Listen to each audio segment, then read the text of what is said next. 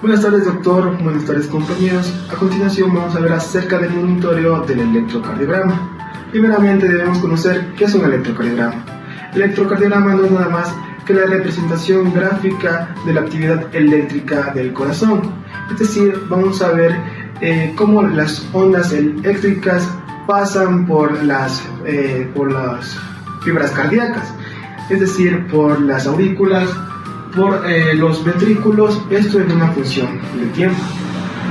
Debemos conocer el papel del electrocardiograma. El papel del electrocardiograma es un papel cuadriculado en que en su forma horizontal nos va a medir la función de tiempo, como podemos observar, y en su forma vertical vamos a observar lo que es el voltaje. Para esto tenemos representado grandes bloques y mini bloques. Un bloque nos dará como resultado 0,2 segundos. La unión de 5 grandes bloques nos dará como resultado 1 segundo. Y un mini bloque 0,04 segundos. Cabe recalcar que esto es en forma horizontal y, como lo había mencionado, nos dará en función del tiempo. En su forma vertical también tendremos grandes bloques. Un bloque nos representa 0,5 milivoltios y la unión de dos grandes bloques nos representa 1 milivoltio. También debemos conocer el electrocardiograma que está conformado por ondas, segmentos e intervalos. Las ondas nos representan la despolarización y la repolarización. Los segmentos no son nada más que líneas isoeléctricas que se dan antes de una despolarización o antes de una repolarización. Y por último tenemos los intervalos, que son nada más que la unión de ondas con segmentos, y tenemos el intervalo PR y el intervalo QT. Para la realización de un electrocardiograma tenemos que tener en cuenta los materiales, que sería un electrocardiógrafo, gasas, guantes, alcohol y también los electrodos. Debemos también saber que cuando el corazón se contrae genera una actividad eléctrica que es poca pero es detectable, y esta viaja a través de los tejidos y fluidos en el cuerpo. Lo que va a hacer los electrodos es, a través de la superficie de la piel, va a detectar esta actividad eléctrica a través de dos diferentes puntos en lo que son en el cuerpo. Para esto vamos a conocer las diferentes derivaciones y cómo se colocan los electrodos. Tenemos las derivaciones periféricas. Para esto tenemos que tener en cuenta una similitud con el semáforo, que los colores serían en un brazo derecho rojo, amarillo, en la pierna izquierda sería verde y en la pierna derecha sería negro. Todo esto en manecillas de reloj, como lo podemos observar en la siguiente imagen. Para las derivaciones precordiales serían derivaciones de B1 a B6. Para esto tenemos que tener en cuenta una referencia anatómica, que es el ángulo de Lois. Nos dice que la clavícula no se utiliza porque podría ser una referencia que nos podría dar un cierto grado de error, ya que el paciente puede estar recostado y puede tener diferente posición. En cambio, en el ángulo de Lois nos menciona que debemos tener en cuenta el ángulo de Lois y 3 centímetros más o menos hacia abajo debemos sentir una depresión. Y aquí, yendo hacia la derecha, observaremos o sentiremos lo que es el cuerpo de la segunda costilla y seguidamente el segundo espacio intercostal. Luego nos hará falta contar 2 espacios intercostales y llegaremos hacia el cuarto espacio intercostal. Aquí tendremos la derivación B1 y B2. B1 sería en el borde paraesternal derecho y B2 en el borde paraesternal izquierdo, como podemos observar. Para la derivación B4, B5 y B6 tenemos que bajar hacia el quinto espacio intercostal. En la línea clavicular media observaremos la derivación B4. En la línea axilar anterior observaremos el B5 y en la línea axilar media observaremos el B6. Para la colocación de la derivación B3 debemos trazar una línea imaginaria entre B2 y B4, y entre la mitad, que sería la quinta vértebra, observaremos el B3.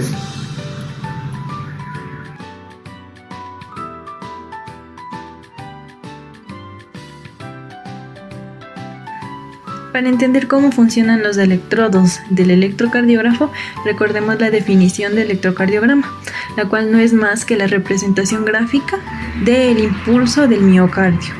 Este impulso, al atravesar las diferentes componentes del sistema eléctrico del corazón, nos va a dar como resultado el gráfico de las diferentes ondas que conocemos como electrocardiograma. Este sistema de conducción está compuesto por 4 estructuras fundamentales. La primera estructura es el nódulo sinusal. Este es conocido como el marcapasos natural del corazón, pues es mediante su estimulación que va a empezar a latir el corazón. Se empieza a dar el impulso eléctrico, el cual va a diseminar a través de las 2 aurículas y las va a despolarizar. Esta despolarización aparece en el electrocardiograma como la onda P. Una vez despolarizadas las aurículas, se van a contraer, y es ahí en donde el impulso eléctrico va a transcurrir hacia el nódulo auriculoventricular. Este nódulo, a su vez, lo que va a hacer es una pausa fisiológica, en primer lugar, puesto que se tiene que garantizar el vaciamiento completo de las aurículas. Esta pausa va a tener una duración de 100 milisegundos y se va a representar en el electrocardiograma como una línea isoeléctrica. Una vez pasados los 100 milisegundos, va a transportarse el impulso eléctrico a través de el haz de His, que es la tercera estructura del sistema de conducción. El haz de His tiene 2 ramas, una rama derecha y una rama izquierda para cada uno de los ventrículos. A medida que este impulso eléctrico transcurre por el espesor del septo interventricular, va a despolarizar el septo. Esta despolarización del septo interventricular va a reflejarse en el electrocardiograma como la onda Q. Una vez llegado al ápice, el impulso eléctrico va a empezar a difundir por las fibras de Purkinje, que es el 4º componente de nuestro sistema de conducción. Estas fibras de Purkinje tienen una disposición vertical, es decir, que el impulso va a ir de forma ascendente y va a despolarizar la mayoría del espesor de los ventrículos. Esta despolarización de la mayor masa de los ventrículos va a representarse en el electrocardiograma como nuestra onda R. Una vez llegado a este punto, va a llegar a la zona más proximal de la base del corazón, y esta es la última etapa de la despolarización ventricular, representada en el electrocardiograma como nuestra onda S. Una vez despolarizado el ventrículo, los ventrículos van a contraerse. Es así que no va a representarse ninguna onda, puesto que se trata de un momento de reposo. Y esto va a representarse en nuestro electrocardiograma como una línea isoeléctrica, que es nuestro intervalo ST. Cuando ya se ha dado la contracción, debe haber un reposo, y para ello debe haber una repolarización de los ventrículos. Y esta repolarización va a representarse con la onda T en nuestro electrocardiograma. Ahora bien, tenemos una repolarización ventricular, por ende debe haber una repolarización auricular, la cual está implícitamente representada en el complejo QRS, pero al ser de un voltaje muy bajo, el cual va a ser traspasado por el voltaje de despolarización de los ventrículos, va a tener implícita la repolarización auricular dentro del complejo QRS. Todo este ciclo que les he nombrado va a repetirse con cada latido del corazón. Es así que encontramos en el electrocardiograma varias veces repetido el mismo ciclo.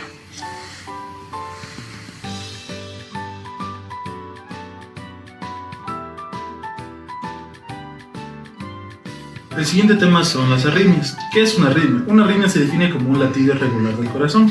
¿Qué quiere decir esto? Que el corazón puede latir de manera más rápida o de manera más lenta. Esto generalmente está asociado a patologías cardíacas o defectos en el sistema de conducción del corazón.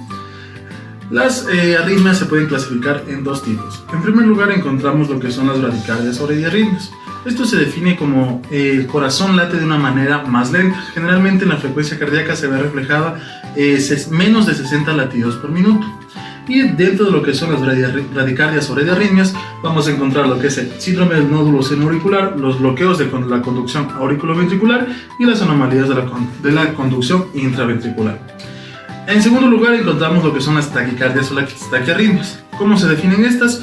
Pues es cuando el corazón late de una manera más rápida y generalmente en la frecuencia cardíaca se ve reflejada como mayor a 100 latidos por minuto.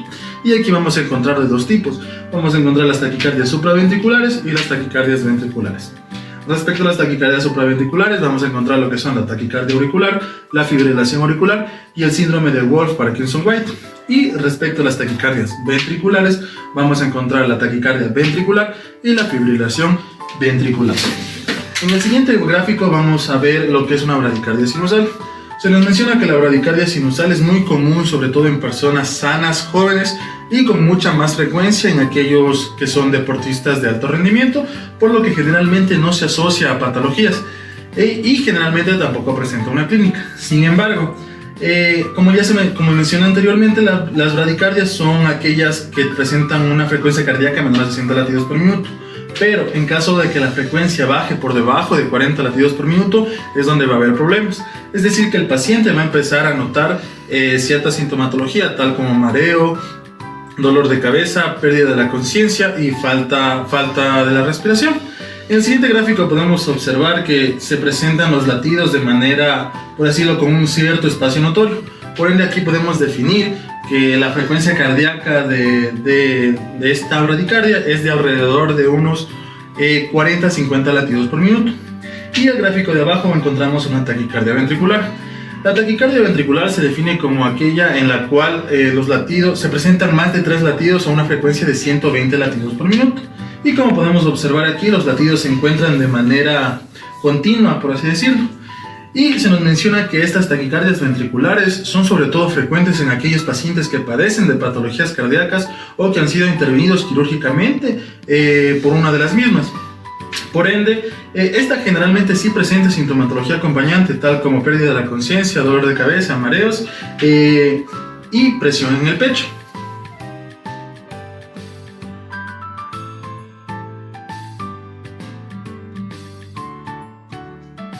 Bueno, vamos a explicarles por qué casi siempre se encuentra impreso lo que es el dedo largo en un electrocardiograma.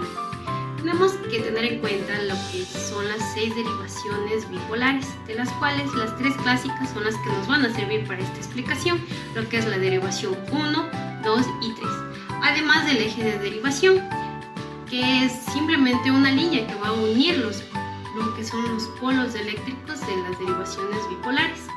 ¿Por qué son importantes? Porque estos van a unirse prácticamente de negativo hacia positivo y nos van a dar la dirección del eje de derivación. Aquí podemos observar las 3 derivaciones, pero también tenemos que tener en cuenta lo que es la ley de Eitor, misma que solo es una ecuación matemática en la cual dice que la suma de la derivación 1 y 3 nos va a dar igual a la derivación 2. ¿Por qué es importante? Porque se dice que estos 3 polos o derivaciones van a encontrarse eléctricamente a la misma distancia de lo que es el corazón, formando un triángulo equilátero. Mismo que nos va a dar por su polo positivo que la derivación 1 va a estar a 0 grados, la derivación 2 a 60 grados y la derivación 3 a 120 grados. Que esto es lo importante, ya que la máquina del electrocardiograma como tal va a detectar lo que es la terminación central.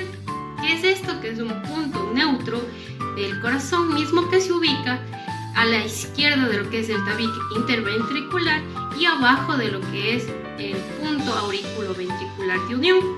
Y es decir, que este eje de derivación casi siempre en un corazón normal se va a encontrar hacia esta derivación, en la cual se va a detectar el mayor voltaje y por tanto el mejor trazado de los complejos en el electrocardiograma.